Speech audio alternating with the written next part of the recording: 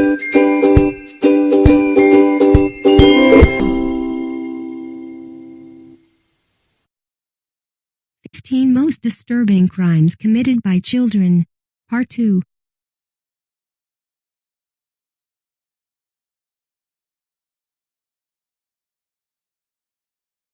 If you are brand new to our channel, we invite you to take a moment to subscribe. Just click on the lit red button as well as the gray bell. Why the bell? Well, it will let you know every time we post a new video. 9. Jordan Brown. Jordan Brown was only 11 years old when he opened fire on his soon-to-be stepmom. At the time of her murder, she was also pregnant with Jordan's future half-brother. After he murdered his father's fiancée while she slept, Jordan boarded the school bus like it was any other morning. Apparently Jordan was heard before the murder stating that he would like to shoot his future stepmom and the woman's daughters. Unfortunately, it was one of the woman's daughters who found her dead in her bed. The baby inside of her died as well. Family members claimed that Jordan was a troubled kid who had anger issues. His father maintained the son's innocence throughout the trial, claiming someone else had committed the crime. Many suspect that Jordan was jealous of the new baby and new marriage, so that was his motive for the gruesome murder. 10. Jamarion Lawhorn. The case of Jamarion is quite a disturbing one. At the time of the crime, he was only 12 years old when he chose a random victim on the playground to stab and kill. He chose 9-year-old Connor, who hadn't known who Jamarion was at the time. After he stabbed Connor, he simply asked to borrow someone's cell phone and called the police on himself. When asked why he had chosen to commit the crime, he claimed that it was because he wanted to get arrested and sentenced to death.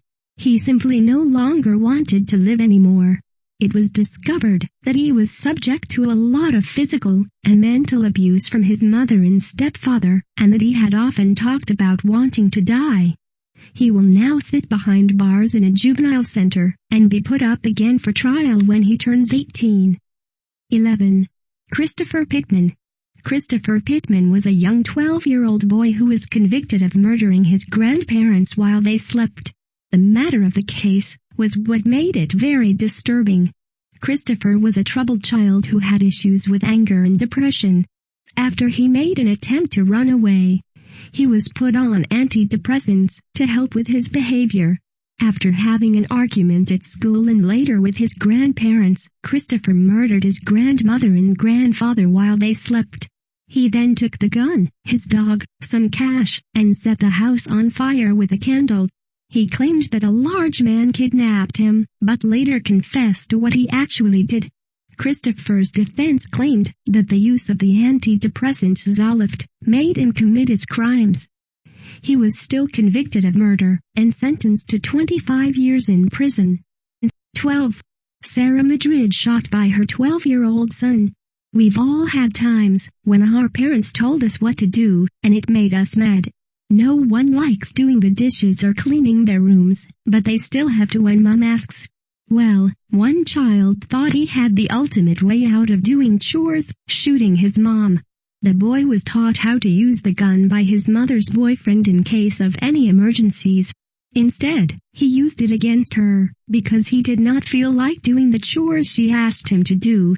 It was later discovered that the young boy was often subject to physical and verbal abuse from his mother, who slapped him only moments before being shot by him. The boy will be tried as a child, as many believe his abuse led to the incident, and that he will have the ability to be rehabilitated while imprisoned. 13. 3 young Chicago boys assault a woman. Chicago is known for being a pretty violent place. With such a high murder rate, it's no surprise to hear about shootings daily. But this crime committed by Chicago criminals wasn't a gang-related shooting like most. 3 young boys, ages 12, 15, and 16, broke into a woman's house in this quiet neighborhood while she was sleeping one night in the south side of Chicago. They first broke in through an open window to rob the apartment, but upon finding the woman sleeping, they decided to do something much more sinister. Each of the 3 boys took turns raping the 30-year-old woman in her own bed, while the other two boys held a gun to her. The woman's young son slept in the room just next to her. Luckily, all three boys have been arrested and will most likely be tried as adults. The poor victim thankfully lived, but she'll probably have a hard time finding peace in her 14. A 13-year-old girl killed her entire family. If you found out your 13-year-old daughter wanted to hang out with her 23-year-old boyfriend, you probably wouldn't permit it, right? Would you do so, if you knew it would result in your murder?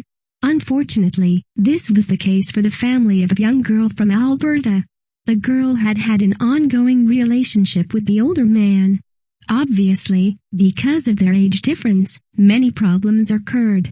The two would often joke about killing the girl's family, but she claimed she was never serious about it.